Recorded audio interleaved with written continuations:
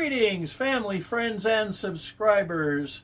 I hope everyone's having a nice Sunday, January 9th, Super Bowl Sunday. I don't intend to watch the Super Bowl, haven't watched one in a while. I like the commercials, and I can see all those on YouTube tomorrow. So, today, we will be talking about knives. Well, one knife, which is under the camera, two knives, and my brand new tactical katana. As you can see, I have a very nice wall rack set up. There's my Tonto, and this is the cast hand xvid Tonto, 5160 high carbon spring steel. This is the epitome of a tactical Tonto. And of course the Wakizashi, which you saw in the video prior to the kukri video, 1060 high carbon steel.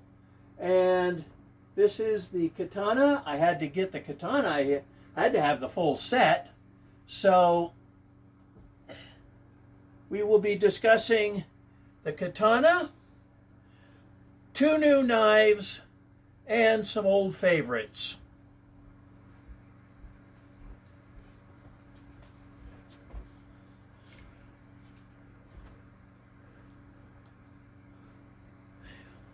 So, let's get started.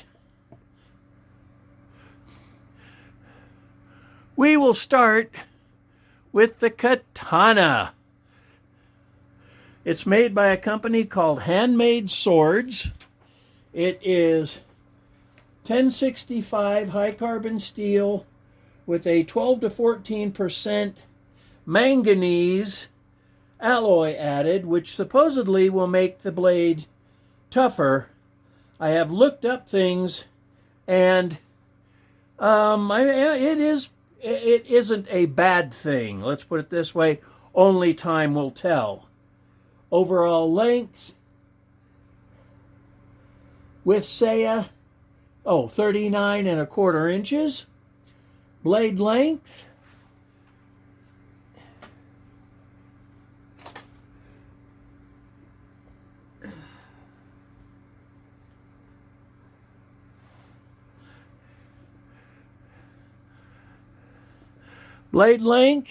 is 28.25 inches. Handle length, 9 inches, 9.75 inches. Weight with saya, 2.5 pounds. Weight without saya, 2.1 pound. Now, the saya is pretty simple. Wooden core, fiberglass, paracord wrap. Very well done.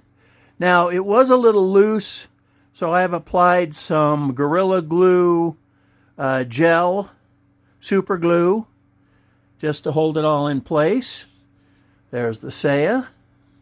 The one problem, and I don't know if you'll be able to see it or not, was it did not come with a drain hole, so I drilled one in.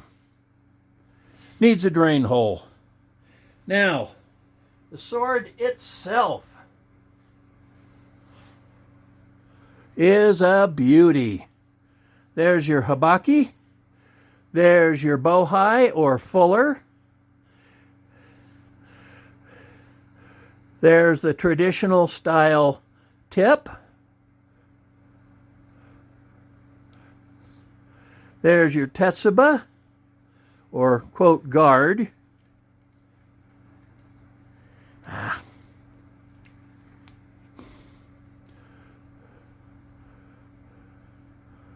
Not very big. And the handle says it's rubber, but it's very hard rubber. So I have installed some of my favorite shrink fit grip tubing. Now, I have yet to do any cutting with this because it is winter time in Wyoming, and it is very cold outside.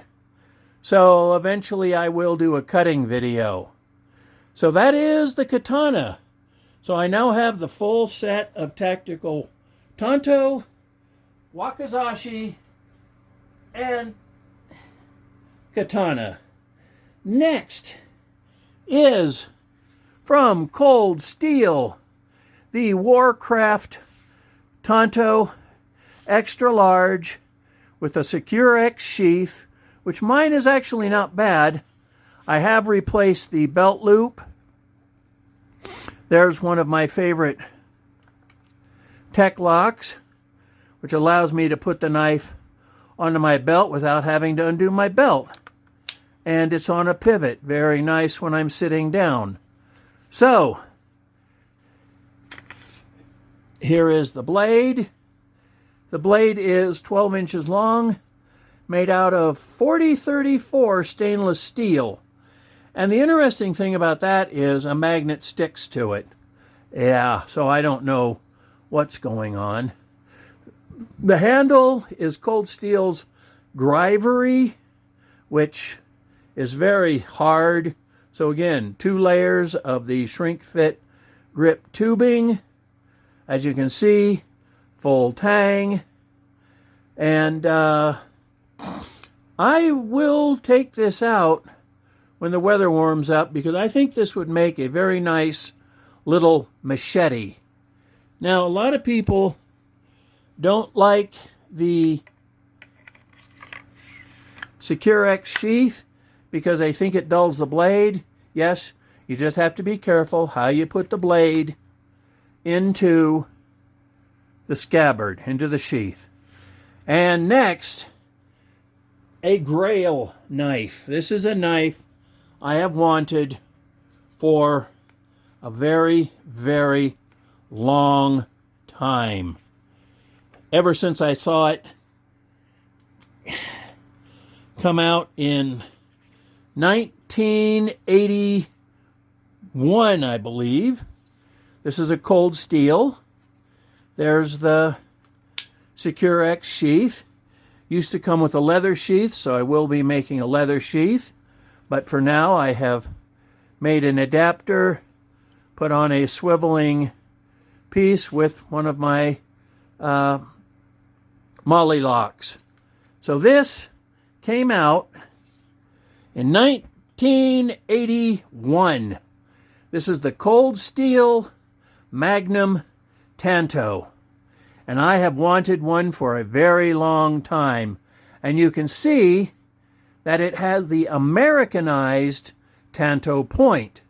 Now the point on my katana, wakizashi, and Tonto is the traditional point. This is the Americanized version, which Cold Steel came out with in 1981. So we've got a 12-inch blade made out of VG10 Sanmai. You've got your Tetsuba. You've got a very nice grippy handle. I don't know what they call it, but I like it. And a lanyard hole with skull-crushing point. So this is what is called an over-molded full tang. And it's one I had to get, and I waited 44 years before I got it. This is on my Grail list. So, Grail knife achieved. But I had 2 others on that list. And they're nothing special, but they are special to me. And that is the Buck 110 General. I started collecting buck knives way back in the 80s. And I never got the General. But 2 years ago, yeah, I got the General. As you can see, I've already put my shrink fit grip tubing on. What am I going to use this for? I don't know. But that is one of my Grail knives. It's nothing special, but to me, it added to my collection. A decent leather sheath. Now, the Buck 119 that I bought back in, the mid-80s, has what's called a sandwich sheath 3-piece. This is a taco style. Even though it's a lot, it isn't as bulky, I still prefer the sandwich style sheath.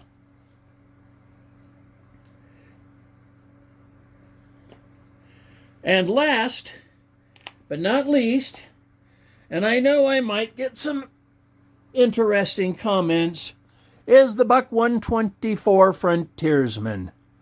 I have modified, I have put a swivel, one of my molly locks on, and this is the Buck 124 Frontiersman, and there are a lot of reviews on this knife.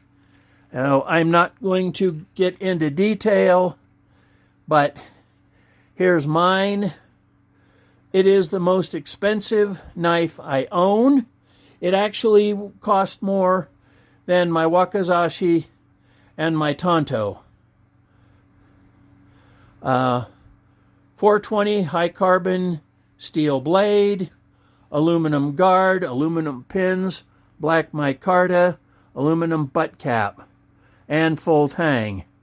Was it worth what I paid for it? No. Could it have been? Yes. If they had done a brass guard, brass pins, and brass butt plates, oh, and a nice rosewood handle, yeah, it would have been worth what I paid for it. But I needed it for the collection. It's a great knife. What am I going to use it for? Well, I'm sure not going to use it for chopping and batoning wood because of one really bad problem. It is handle heavy. If you were going to chop with this, yeah, you're going to be working all day. Now, if you want to put it down on your, and then use a baton to chop through that way, that might work better. But there it is. The Buck 124 General. A good knife, yes. A perfect knife, no.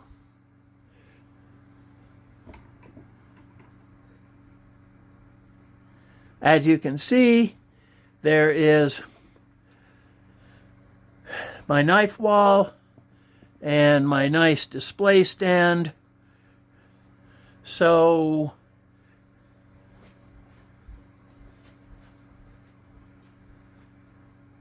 that's it for now.